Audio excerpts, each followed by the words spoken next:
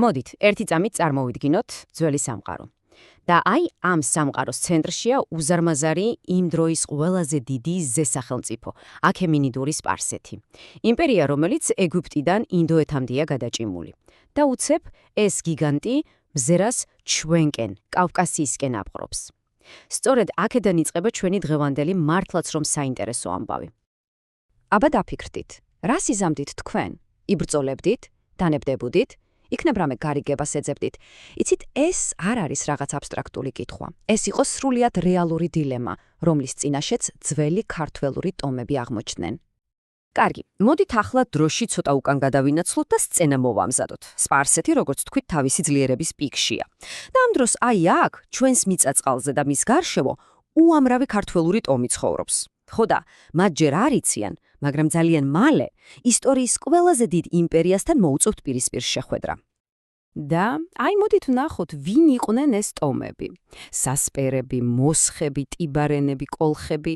წარმოიდგინეთ, თითოეული ეს სახელი არის ხალხი, რომელმაც ისტორიის ერთ-ერთ ყველაზე მნიშვნელოვან გზაგასაყარზე დგას.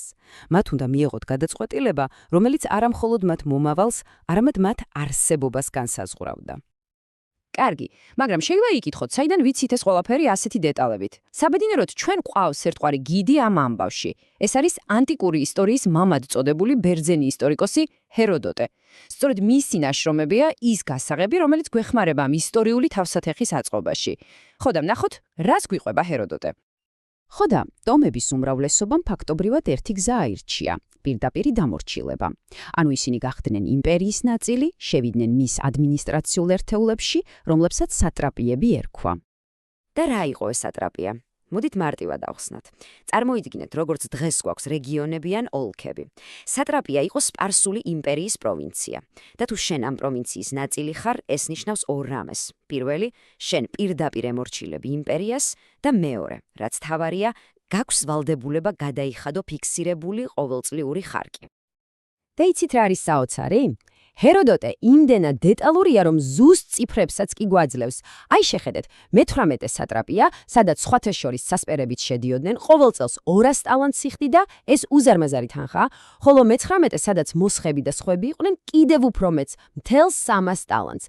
ასე რომ ეს არ იყო რაღაც სიმბოლური ჟესტი, ეს იყო იმპერიის წევრობის ძალიან კონკრეტული ფინანსური ფასი. მაგრამ, როგორც ყველა კარგი ისტორიაში, აქაც არის ერთი დიდი გამონაკლისი. ყველა ტომი არ წასულა ამ გზით. იყო ერთი ხალხი, რომელმაც სრულიად განსხვავებული პირობები მოიპოვა. დიახ, მე კოლხებზე ვსაუბრობ. მოდით ვნახოთ, რა იყო მათი გარიგება. აი აქ ჰეროდოტეს სიტყვები მართლა რომ ამბის კულმინაციაა. კოლხებს სხვა ტომებისგან განსხვავებით ფიქსირებული ხარკი არ ჰქონდათ. მათი შეთანხმება ეფუძნებოდა ნებაყოფლობით საჩუქრებს. მაგრამ რა იყო ეს საჩუქარი? ეს არ იყო ფული, არც ძვირფასეულობა. ეს იყვნენ ადამიანები. ყოველ 5 წელიწადში ერთხელ 100 ახალგაზრდა ბიჭი. ერთი წამით დაფიქრდით, რას ნიშნავს ეს? ეს ხომ უბრალოდ ციფრი არ არის. ეს არის 100 ოჯახის ტრაგედია, 100 მომავალი, რომელიც თავის მიცას წაართვეს. აი ეს იყო მოკავშირეობის სტატუსის პირველი ნაწილი. და ეს ყველაფერი არ არის. ამას ემატებოდა 100 ახალგაზრდა გოგონაც. ეს უკვე აღარ არის ფინანსური ვალდებულება, ხომ ხდებით? ეს არის უმძიმესი ადამიანური ხარკი. საფასური, რომელსაც კოლხები იხდიდნენ, რათა ფორმალური დამოუკიდებლობა შეენარჩულებინათ. მოკლედ, აი ამ სლაიდზე გვაქვს ორი სრულიად განსხვავებული გზა, ორი ბედი.